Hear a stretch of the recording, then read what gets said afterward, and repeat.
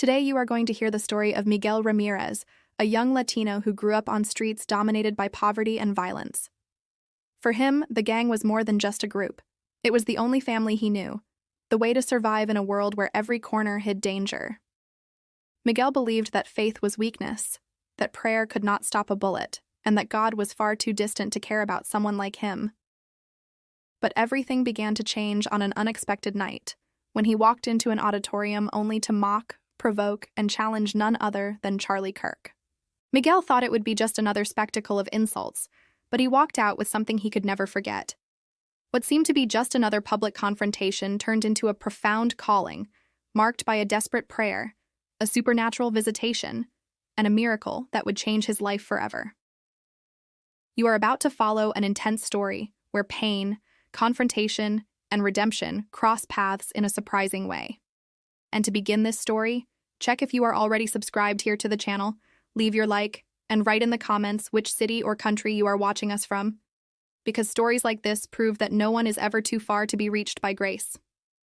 My name is Miguel Ramírez, and for many years what defined me was not hope, nor faith, nor future. What defined me was the fear I spread on the streets and the violence I carried in my eyes. I grew up in a forgotten neighborhood, where the buildings had more bullet holes than whole windows, where children learned to run faster from the police than to add numbers at school. From an early age, I was taught that if I did not impose myself, someone would do it against me.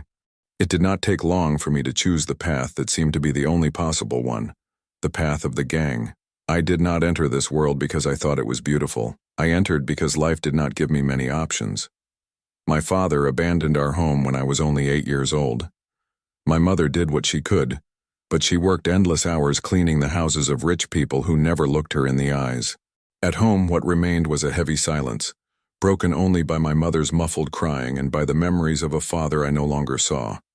The street, on the other hand, always offered me something, an outstretched hand, a piece of bread, a cigarette, a promise of respect. That was how, still a teenager, I began to walk with people who claimed to be my new family. It was in this emptiness that the street offered itself as an alternative. The gang first appeared as an innocent invitation. Stand watch, hold a package, run with a message.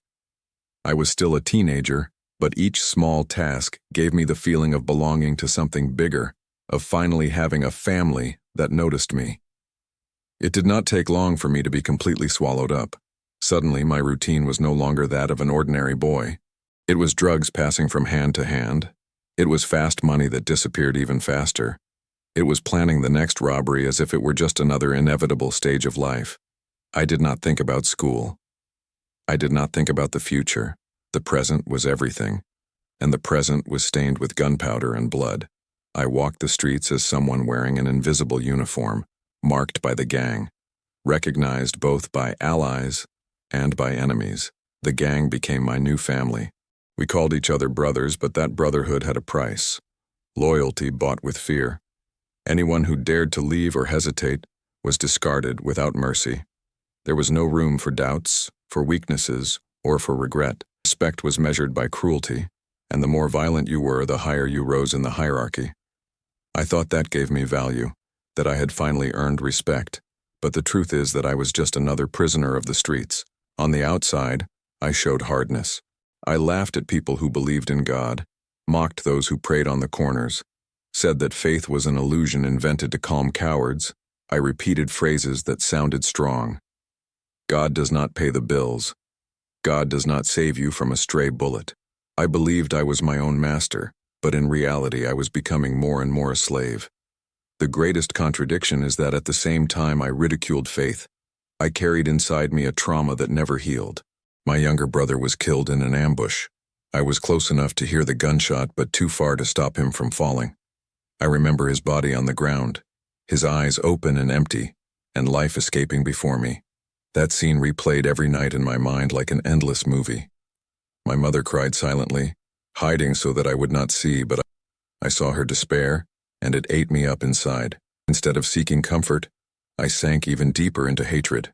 I used my brother's death as a justification to give myself completely to crime. From that point on, my heart hardened like stone. With each confrontation, with each shot fired, With each night running from the police, I convinced myself I was on the right path. But when the adrenaline wore off, I was left alone with the voices in my head. My brother's last words, my mother's screams, and the echoes of everything I mocked, as if somewhere in my soul I still knew there was something more. The streets had their own smell, almost impossible to forget. The smell of gunpowder mixed with sweat, with trash burning on the corners, with dried blood on the asphalt. Every alley seemed to carry stories of lives cut short. The voices of hate from the gang echoed deep into the night. Orders to attack, insults at rivals, promises of revenge. That constant noise drowned out any attempt at silence inside me. I lived as if I were indestructible, but the truth is that I walked on shards of glass every day, one step away from cutting myself beyond repair. There seemed to be no way out. I could not imagine a life outside of that. I looked around and saw only two options: continue and die like so many others, or try to leave and be hunted as a traitor. The freedom I believed I had was, in reality, the cruelest prison. I did not have iron chains, but I was chained on the inside, a slave to a system that turned boys into soldiers and mothers into widows before they could even see their sons grow up. That was my world, the life of Miguel Ramírez, the boy who joined the gang looking for family, but ended up finding only pain, blood, and silence.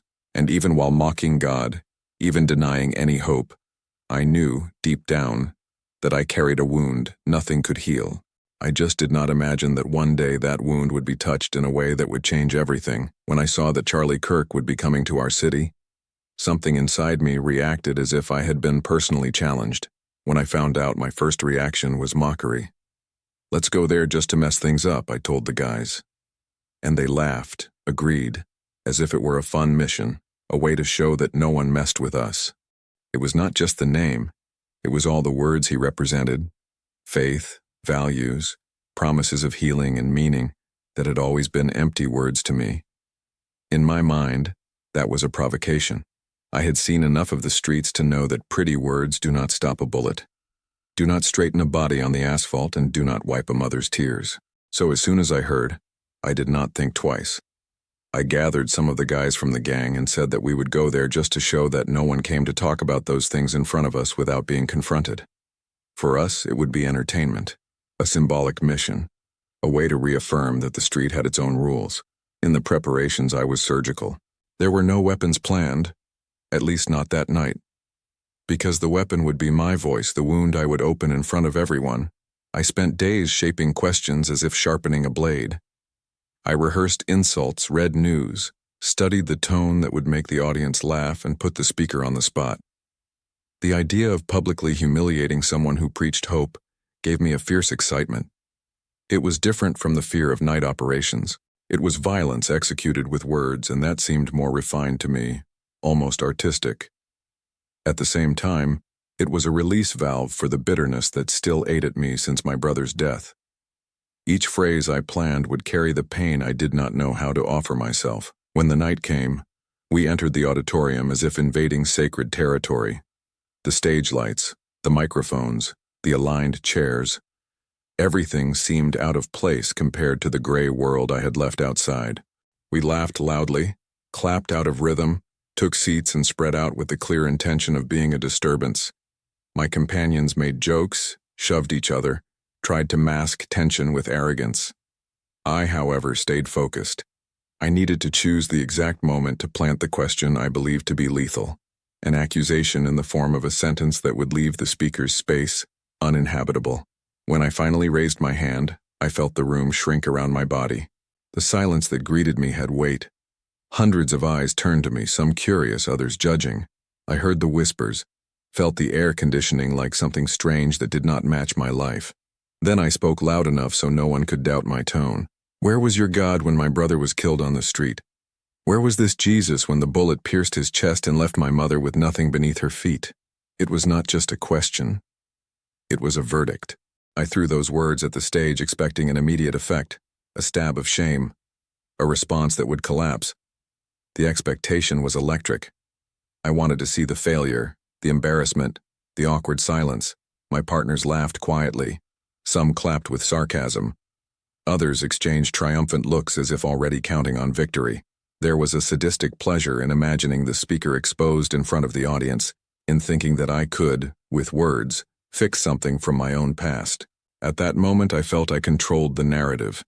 I was the detonator and expected the sparks of humiliation to spread through the auditorium. I remember perfectly the instant my words of challenge were thrown like stones against that stage.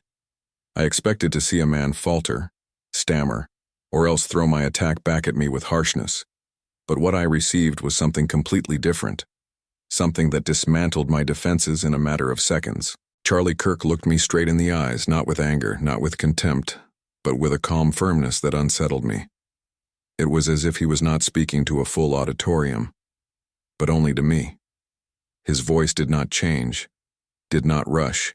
He took a deep breath and began to speak in a way I was not used to hearing. He spoke about pain, not superficially, but in a way that seemed to touch the root of what I carried hidden. He mentioned that in the Gospel of John chapter 11, Jesus wept at the death of Lazarus, even knowing he would soon bring him back to life. And when I heard that, it was as if something had pierced the wall of cynicism I carried with me. I had never stopped to think of a Christ who wept, who was moved by human pain. To me, faith had always been something distant, cold, rigid, but suddenly hearing that even the Son of God shed tears for someone, that struck me in a strange, almost unbearable way. He went on and said with a firmness that still echoes inside me, Christ did not come for the perfect, but for the wounded of the streets, like you and like me. That phrase hit me like a silent thunderclap. I, who had spent years trying to believe I was strong because I was cruel, suddenly saw myself described as wounded. And not only that, someone dared to say that it was exactly for that reason Christ had come. It was as if a blade of light had pierced a crack in the darkness of my mind. At that moment I felt something I had never experienced. Compassion. It was not pity. It was not condescension. It was genuine compassion. He did not try to diminish me, did not say I was wrong to feel pain, did not ignore my anger. On the contrary, he acknowledged the reality of my suffering and presented me with a Jesus who did not stay away from it. It was an uncomfortable feeling, because I was not prepared for it. I had gone there to mock, to destroy, and instead I was faced with words offering me something I did not know how to handle. Inside, a war began. One part of me wanted to stand up, laugh, shout that it was all a lie. I wanted to turn to my gang friends and show that I was still in control, that I had not been shaken. But another part of me, silent and deep, was touched by something I could not explain. It was as if the defenses I had built for so many years had begun to crack. I fought against that feeling, trying to convince myself it was just a well-rehearsed performance, that he was only trained to respond that way. But the more I tried to rationalize, the more the words pursued me. While he spoke, I felt my body reacting in strange ways. My heart raced, but it was not anger. It was as if a sleeping memory had been poked. My eyes burned, and I forced myself not to show anything, to keep my face hard. I did not want anyone to see that those words were reaching me. I still resisted, trying to bury any emotion that began to surface. After all, inside a gang, weakness was a death sentence. Showing that something was touching me was unthinkable. But inside me the fight had already begun. The image of my dead brother came back with force, but now mixed with the scene of a Christ who wept before the death of someone he loved.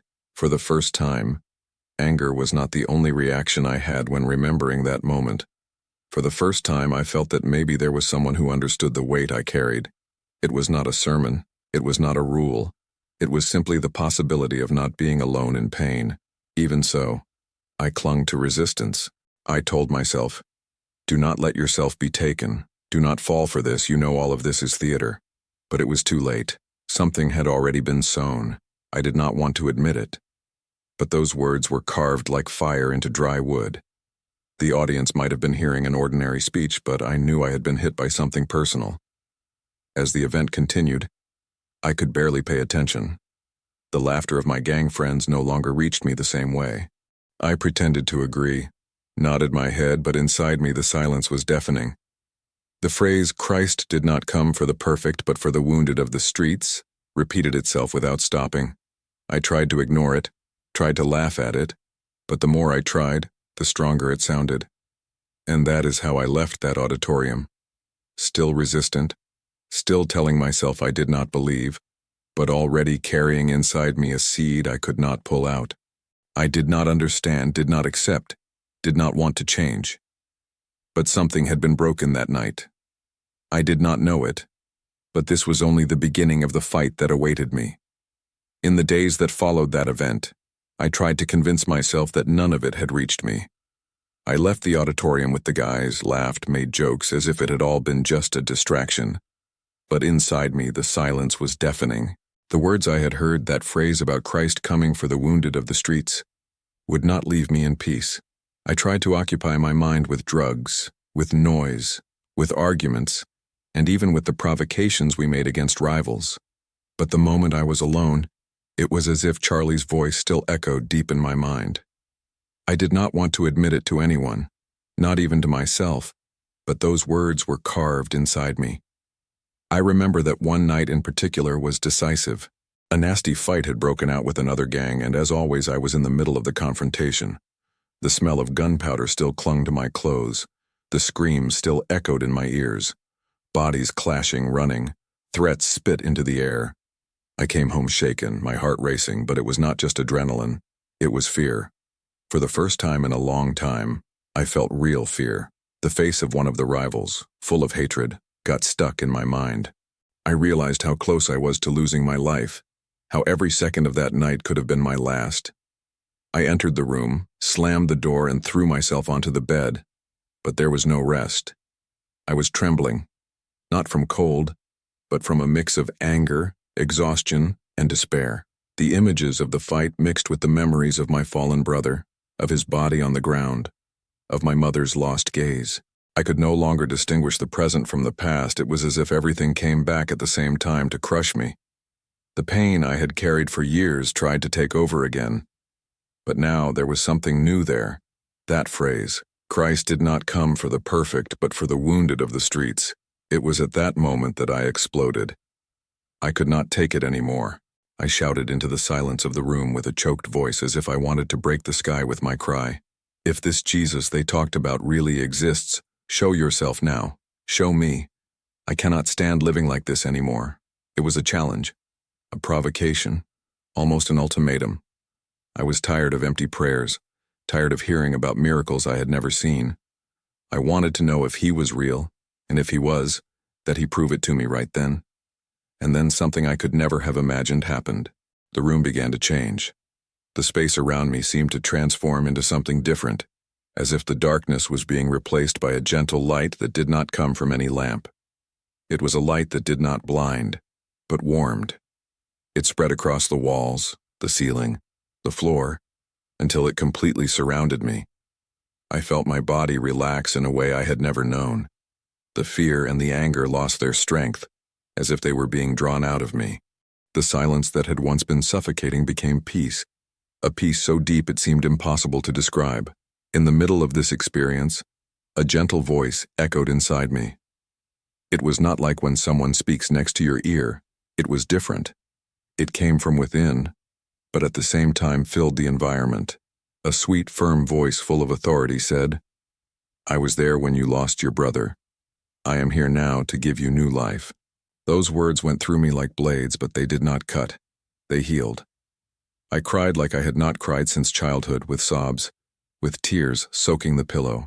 It was as if a weight of tons had fallen from my shoulders. The hatred that moved me, that fed me, disappeared like smoke carried away by the wind. For the first time in years, I felt like I could truly breathe. It was as if I had been trapped underwater for so long that I no longer remembered what it felt like to have air in my lungs.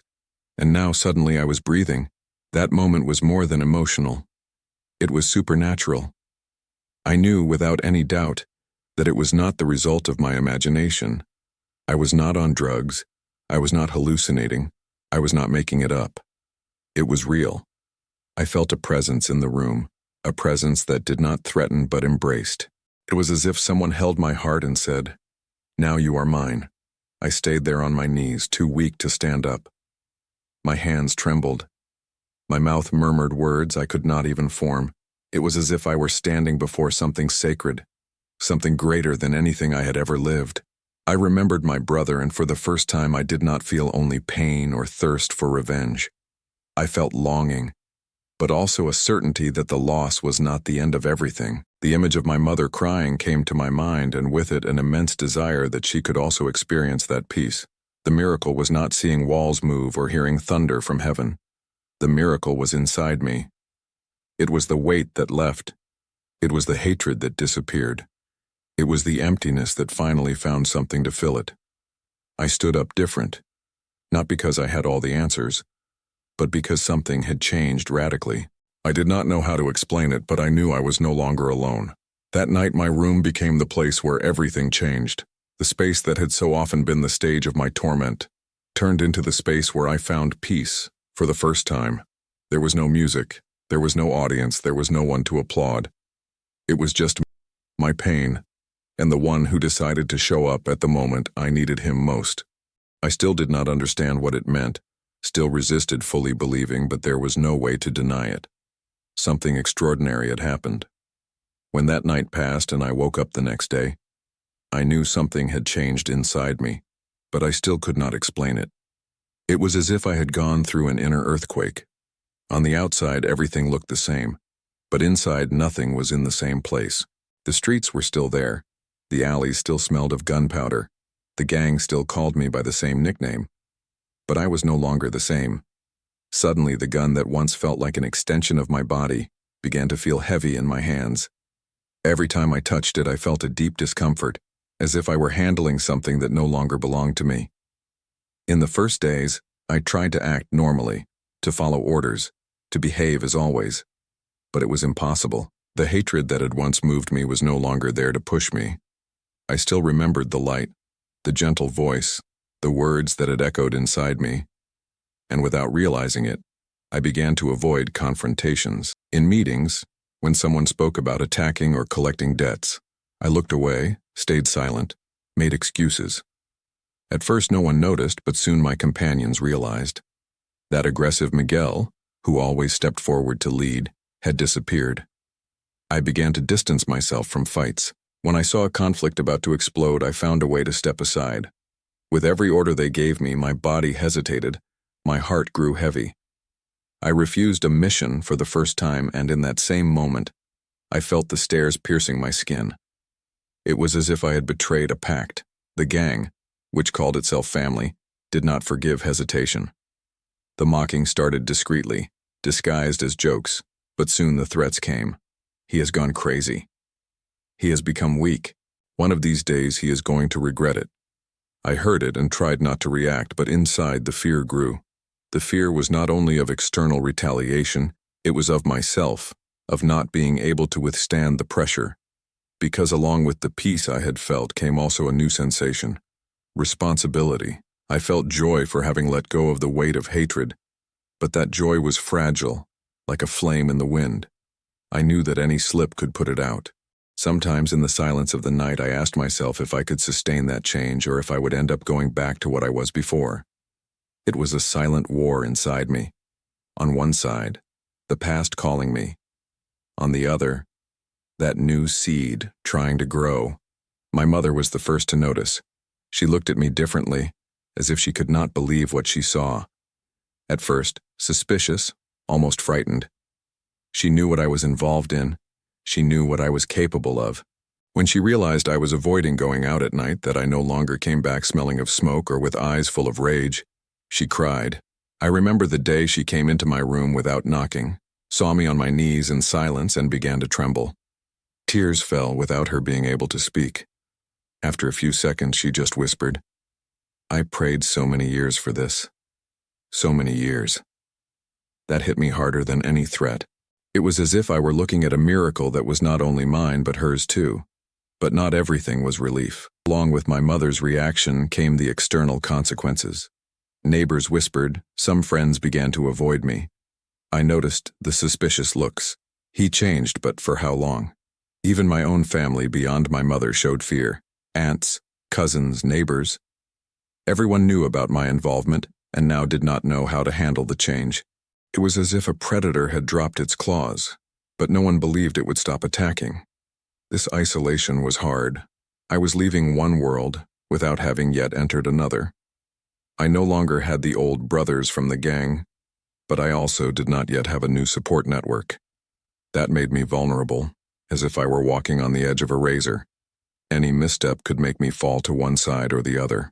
During the day, I tried to occupy my mind with simple tasks, avoid dangerous places, avoid old contacts. At night, alone, I fought against the thoughts. The peace I had experienced was still there, but the external pressure seemed like a constant test to see if it was real. Each taunt, each threat, each suspicious look was a reminder of the price I was paying. The family I had chosen was turning its back on me, and the people I thought would be happy for me were now stepping away, afraid that all of this was just another phase. It hurt, but it also showed me the difference between appearance and essence. I was beginning to understand that true change is not a single act but a path that must be walked step by step. And each step I took away from weapons and fights seemed to be accompanied by an echo inside me saying, "Keep going. Do not turn back." Even so, the fear was real. Sometimes I woke up sweating, imagining that some old rival or even one of my own companions might come knocking at my door. I knew I was risking my life. I knew that the decision to refuse orders had serious consequences. But at the same time, there was a strange joy, hard to explain, that persisted. It was a gentle joy that did not depend on circumstances, as if it came from a place I still did not fully understand. And so day after day, I learned to walk in that space between two worlds.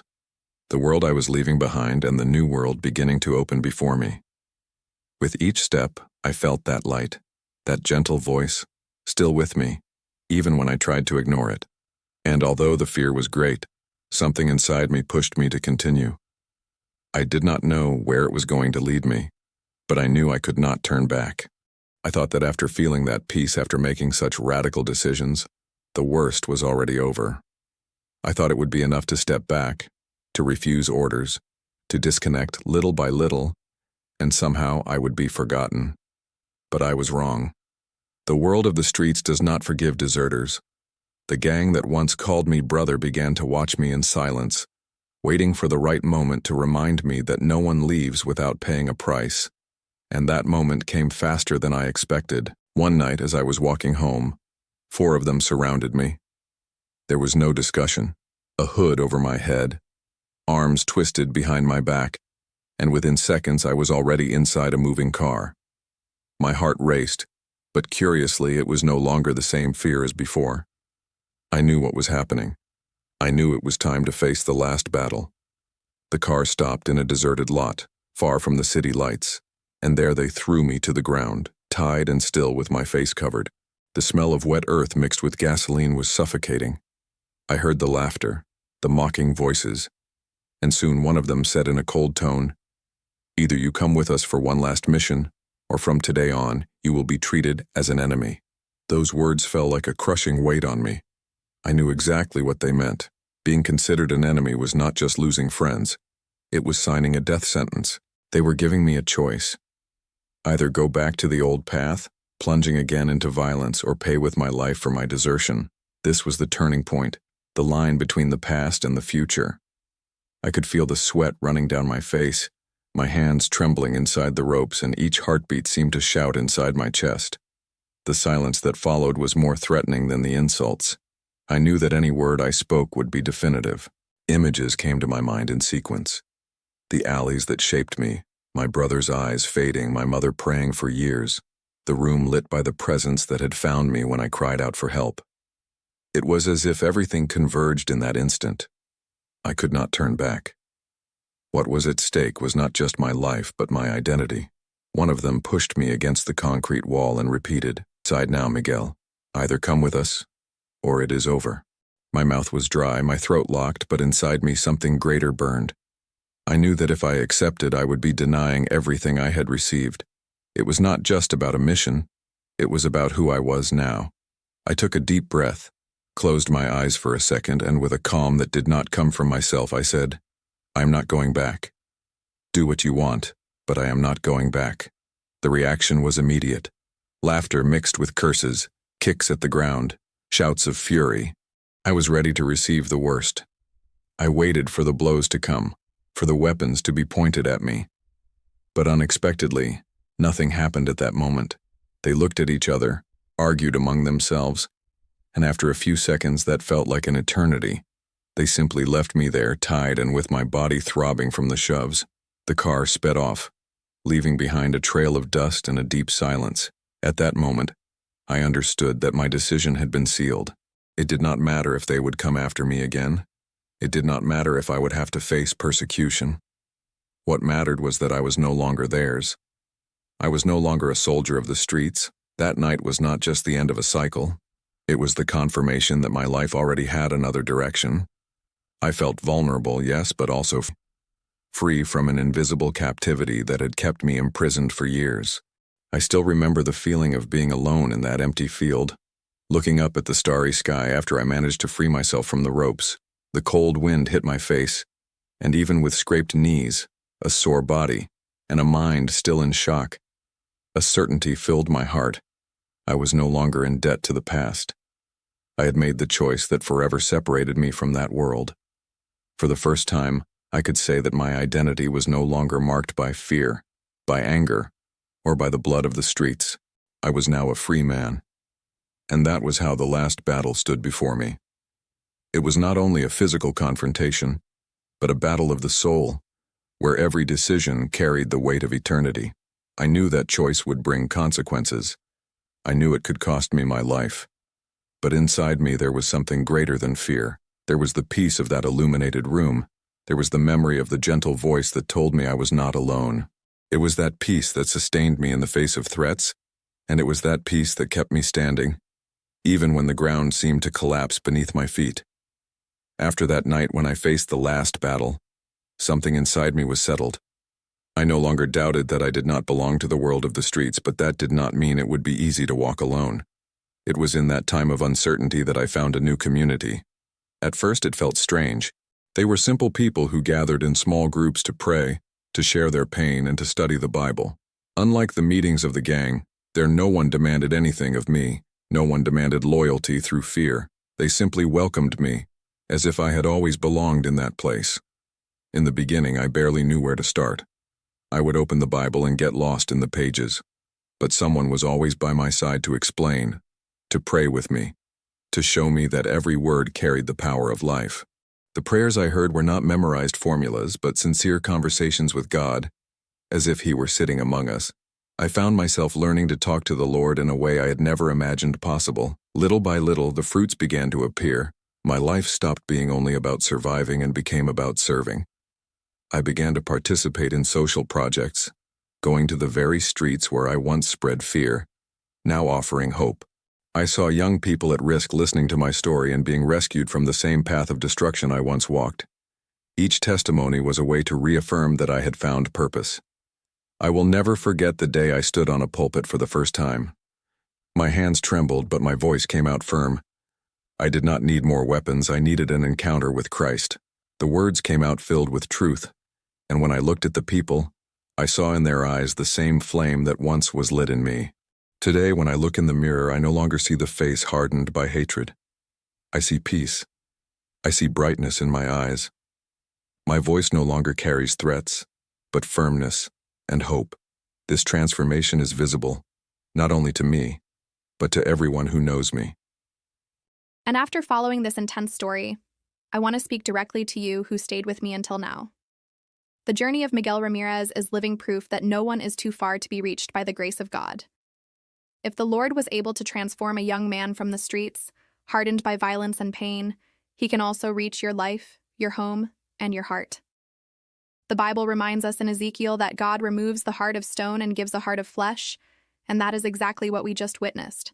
Maybe you are carrying old wounds. Maybe you feel there is no way out of your situation, but Miguel's story is the testimony that there is always hope. And that same hope is available to you right now. If the Holy Spirit spoke to you during this video, I want to invite you to make a simple but powerful decision. Repeat with me out loud. I accept Jesus as my Lord and Savior. Leave this message in the comments. I accept Jesus. This declaration is not just a phrase. It is the beginning of a new journey, of a restored life, of a future filled with purpose. And make sure you are already subscribed to the channel, turn on the notification bell, leave your like, and share this video with someone who also needs to hear about this transforming love. I really want to know who stayed until the end, so write in the comments, "I love Jesus." This will be a public testimony of your faith and will also inspire others who are reading. And get ready, because the next video is already appearing on your screen. From extremism to faith, ex-imam converts after his son debates Charlie Kirk. Real Christian testimony. Do not miss it, because the story that comes next will touch your heart even deeper.